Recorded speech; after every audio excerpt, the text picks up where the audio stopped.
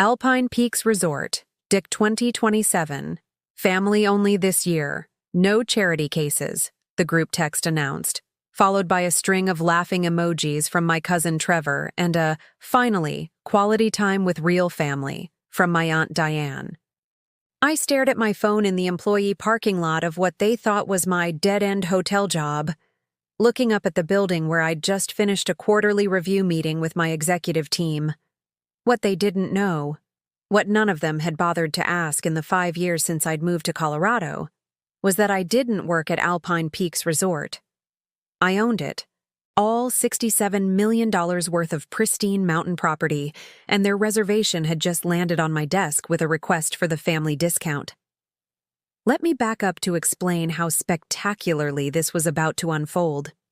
My name is Sloan Hendricks, and I'm the black sheep of the Hendricks family of Scottsdale, Arizona. Or I was. Now I'm not sure what I am, but we'll get to that. The Hendricks family made their money in commercial construction, strip malls, office buildings, the kind of developments that sprawl across Phoenix like concrete weeds. My grandfather started the business in the 1960s. My father and his 3 brothers expanded it.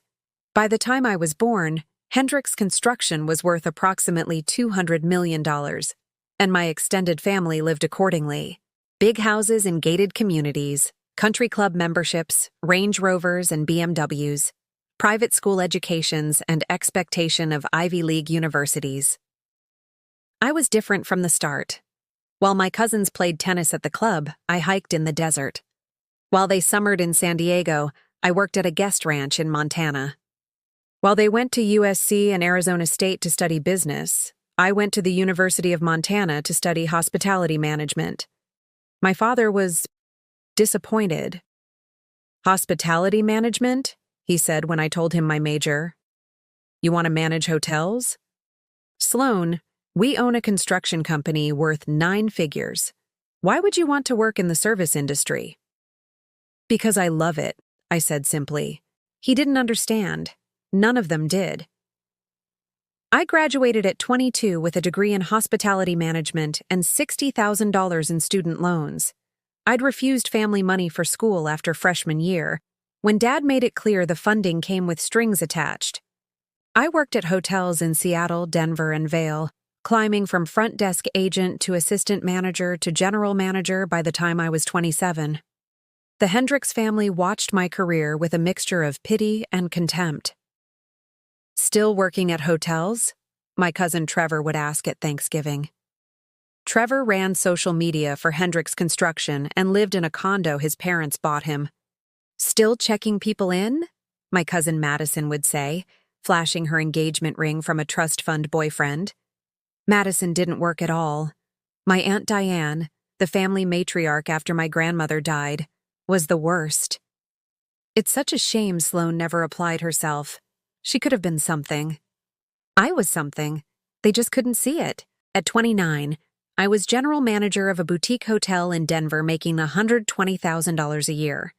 I'd also been saving and investing aggressively since graduation. I lived in a modest apartment, drove a used Subaru, and put 60% of my income into index funds and real estate investment trusts. By 32, I had $800,000 in liquid assets. That's when I met Harrison Webb. Harrison was a real estate developer, 74 years old, looking to retire. He owned ALPINE Peaks Resort, 15,000 acres of pristine Colorado mountain property, a 200-room luxury hotel, 30 private cabins, 2 restaurants, a spa, and some of the best skiing in the state. He was also dying. Pancreatic cancer, stage 4. We met when I was consulting for a hotel group looking to acquire properties in Colorado. Harrison wasn't interested in selling to a conglomerate. They'll turn it into another soulless chain property, he told me over coffee at the resort's cafe. ALPINE Peaks has character, history. It needs someone who'll love it. Why are you telling me this? I asked. Because in 30 minutes of talking to you, I can tell you're that person. We met 6 more times over 3 months. He showed me every inch of the property. The original lodge built in 1947, the expansion from the 80s, the renovation he'd completed 5 years prior, the plans he'd never executed for a conference center and additional cabins. "What do you want for it?" I finally asked. $70 million, it's worth $85 million easily, but I'm old and I'm dying and I want it done fast.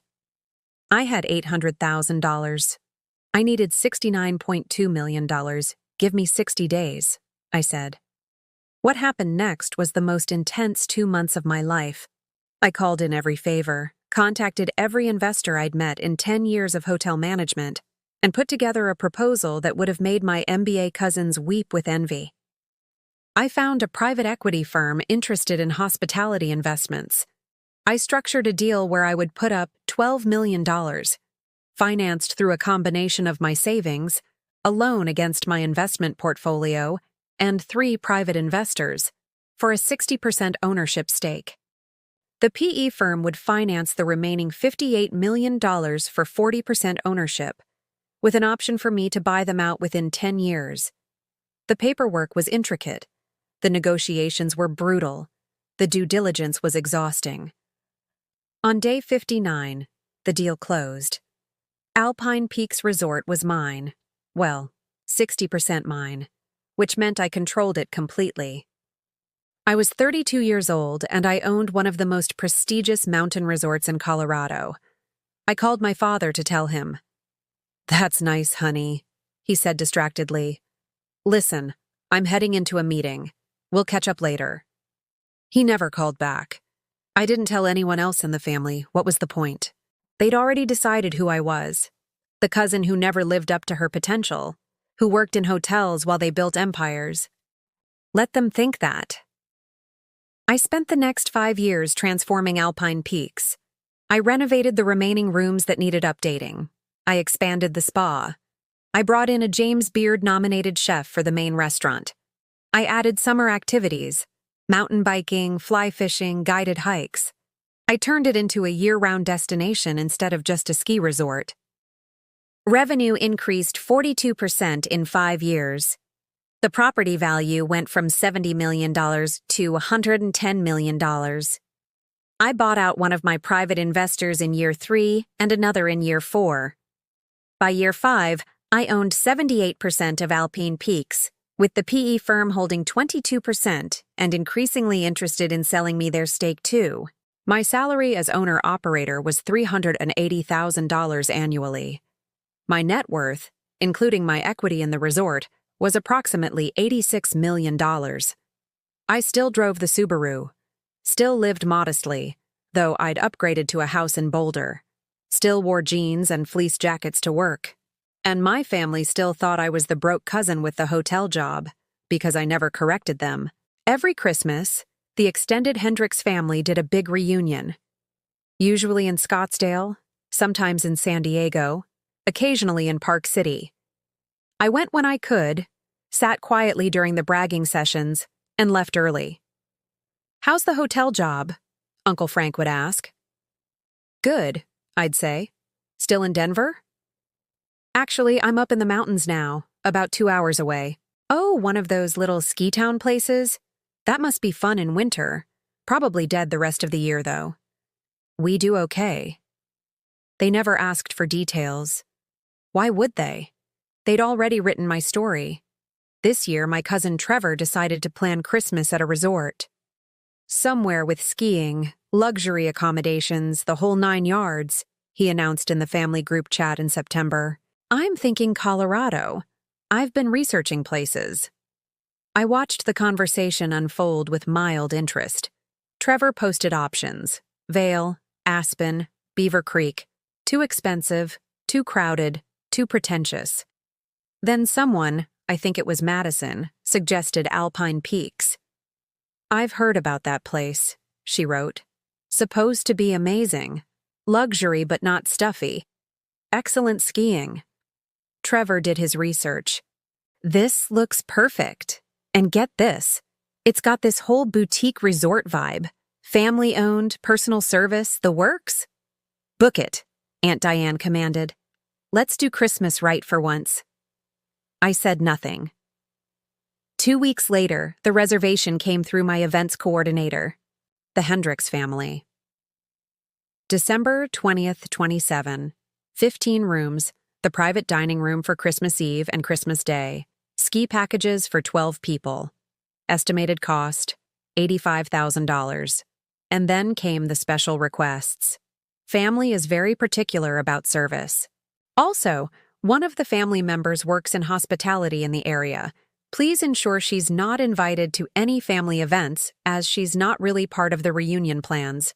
Name, Sloan Hendricks. My events coordinator, Maria, brought me the booking request personally. Boss, did you see this? I did. They're asking us to ban you from their events at your own resort? Apparently. Maria's eyes went wide. What do you want me to do? I thought about it. I could cancel their reservation. I could have Maria call and say we were fully booked. I could do 100 petty things. Or I could let it play out. Approve the reservation, I said. Standard rates, no family discount. And Maria? I want every detail of their stay to be absolutely perfect. Impeccable service, flawless execution, the full Alpine Peaks experience. Are you sure? Positive. Oh, and don't mention who owns the resort. If they ask, just say it's privately held. Maria grinned. This is going to be interesting. 3 weeks later, the group text arrived. Alpine Peaks Resort, Deck 2027. Family only this year, no charity cases. Trevor followed up with, This place is supposed to be incredible. I got us a sick deal. Only $85K for 15 rooms and private dining. Sloan, you're probably busy with your hotel job anyway, so don't worry about making the trek. This is for people who've actually succeeded in life. I stared at that message for a long time. Then I replied, Have a wonderful time. The resort is beautiful this time of year. Trevor responded with a thumbs up. Nothing else. December 20th arrived clear and cold. Perfect Colorado winter weather. The resort was at 95% occupancy. We always were during Christmas week. The Hendricks family checked in throughout the afternoon. I watched from my office window as they arrived. Uncle Frank in a new Mercedes SUV, Aunt Diane in a Range Rover, Trevor and Madison together in a BMW. My father and mother, arriving last, looking around with the critical eye of people used to luxury. I'd briefed my staff carefully. Professional service, no mention of ownership, treat them like any other guests. If anyone asked about the owner, the answer was simple. The resort is privately held by a Colorado-based investment group. That first night, they had dinner in our main restaurant, Elevation. I had a standing table there. I ate at my own restaurants regularly to monitor quality, but I'd given it up for the week and took my meals in my private residence on the property. I got the report from Marcus, my restaurant manager. They're impressed. Ordered 3 bottles of wine at $200 each. Your aunt asked who owns the place. I gave her the standard line. She said, Well, whoever they are, they're doing it right. Day 2, the family hit the slopes. Our ski concierge, Thomas, reported back. Your cousin Trevor asked if we offer a friends and family discount. I told him our rates are set seasonally and we don't negotiate. He complained, but paid. Day 3, Christmas Eve. They had their private dinner in the Aspen Room, our premier private dining space. I'd arranged for our best chef to prepare a custom menu. Colorado lamb, wild mushroom risotto, pan-seared elk, and a dessert spread that included a chocolate sculpture of the resort. My head chef, Dominique, reported, They raved about everything. Your father asked to meet the owner to compliment them personally. I told him the owner values privacy but appreciates the feedback. Day 4, Christmas morning. I was in my office doing paperwork when Maria called. Boss, you need to come to the lobby, now. I walked over to find my entire family gathered around the concierge desk, where our lead concierge, James, looked distinctly uncomfortable. Is there a problem? I asked, walking up in my usual work attire, jeans, Alpine Peaks fleece, hiking boots. Aunt Diane turned. Sloan? What are you doing here? I work here. You work? She looked confused. But this is Alpine Peaks. This is a luxury resort. Yes, it is. Trevor stepped forward. Wait, you work here? Like at this resort? Since when? About 5 years. Doing what? Madison asked. Front desk? Something like that. My father was staring at me. Sloan, what's going on? James, bless him, knew exactly what was happening. I'm sorry, Ms. Hendricks. Did you need something? Ms. Hendricks, not Sloan. My staff knew the protocol. James was just explaining that the owner of Alpine Peaks isn't available to meet with guests, Uncle Frank said. I wanted to pass along our compliments. This place is spectacular. I'll make sure the owner knows, I said. Do you know who the owner is? Aunt Diane asked me. James said it's some investment group, but surely you know if you work here. I know exactly who owns Alpine Peaks. Well, I looked at each of them. At the family who'd called me a charity case, who'd uninvited me from Christmas, who'd spent 5 years pitying my hotel career while I built an empire they couldn't imagine. I do, I said simply. I own Alpine Peaks Resort. The silence was profound. That's not funny, Trevor finally said. It's not a joke. I pulled out my phone and opened my email, showing them the letterhead. Alpine Peaks Resort, Sloan Hendricks, owner and CEO. Madison grabbed the phone. You can't. How? I bought it 5 years ago for $70 million. It's worth about $110 million now. I own 78%. A PE firm owns the rest, but I'm buying them out next year. My father's face had gone white. $70 million? How did you? I structured a leveraged buyout with private investors and equity financing. Then I spent 5 years increasing revenue and property value. It's not that complicated. Trevor, you studied business. You understand how acquisitions work. Trevor's mouth opened and closed like a fish. Aunt Diane found her voice. But you're the one who never applied herself. You work in hotels. I own hotels, I corrected. This one, specifically. Also, I've got a bid in on another property in Telluride. Should close in February. The reservation, my mother said quietly. You approved our reservation knowing you'd uninvited me from family Christmas? Yes, I approved it anyway. You're guests at my resort. I wanted you to have a wonderful experience. The $85,000. Uncle Frank started. Standard rates. Actually, you got a good deal because you booked early. Peak season rates are higher. I looked at the group text Trevor had sent, at the words charity cases and people who've actually succeeded in life. For what it's worth, I said. I would have invited you for free if you'd asked. Family discount, the whole thing. But you didn't ask. You just assumed I was still the broke cousin with the dead-end job. Sloan, my father said, I don't know what to say. You don't have to say anything. Enjoy your stay. The staff will take excellent care of you. That's what we do here. I turned to James. Please make sure the Hendricks family has everything they need. On the house for the rest of their stay. Wait, Aunt Diane said. You're comping our stay?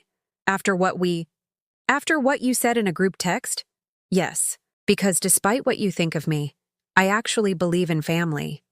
Even when they don't believe in me. I walked away, back to my office, and closed the door. My phone exploded within minutes. Texts from Trevor, Madison, my parents, uncles, aunts. Calls I didn't answer. Voicemails I didn't listen to. Maria came in an hour later. They're still in the lobby. They're arguing. About what? About you. Your father is apparently very upset. Your Aunt Diane is crying. Trevor looks like he wants to disappear into the floor. Good. Boss, for what it's worth, that was the most professionally savage thing I've ever witnessed. You're my hero. That evening, there was a knock on my office door. My father. Can I come in? I nodded. He sat down heavily. Your mother and I are going to head home tomorrow. It's too much. The resort isn't to your liking? The resort is perfect. You know that. He rubbed his face. Sloan, I'm sorry. I'm so sorry. I should have asked. Should have paid attention. Should have believed in you. Yes, I agreed. You should have. When did you buy this place? 5 years ago. And you never told us.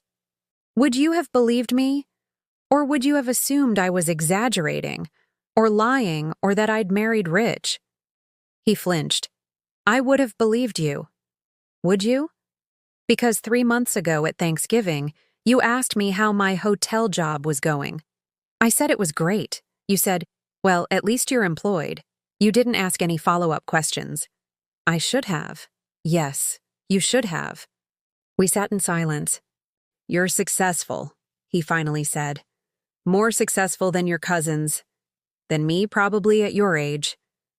Success isn't just money, Dad. Then what is it? Building something you're proud of. Something that matters.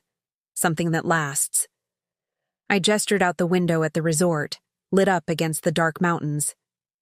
I built this, not with family money or connections, with my own work, my own vision, my own risk, and it's mine in a way nothing else will ever be.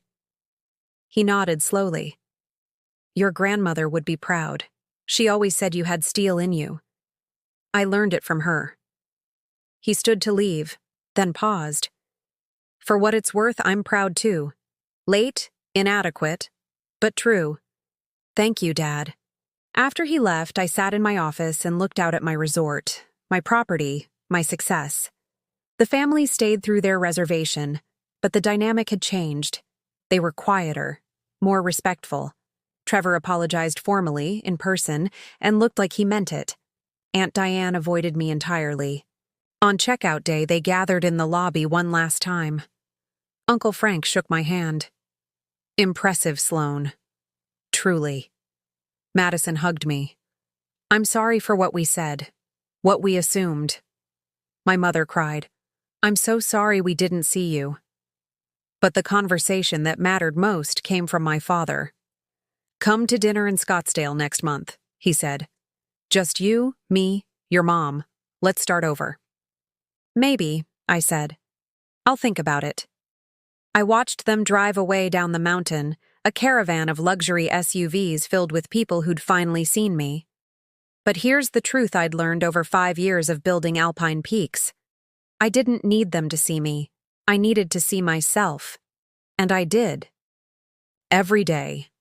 In every decision, every renovation, every guest who left a 5-star review praising the resort I'd built from borrowed millions and a steel spine. They called me the broke cousin, the charity case, the one who never applied herself. Turns out, I applied myself just fine. I just did it in a language they didn't speak and a world they didn't understand. And when they finally showed up at my door, literally, at the door of the resort I owned, they learned what I'd known all along. Success isn't about what people think you are. It's about what you build when they're not looking.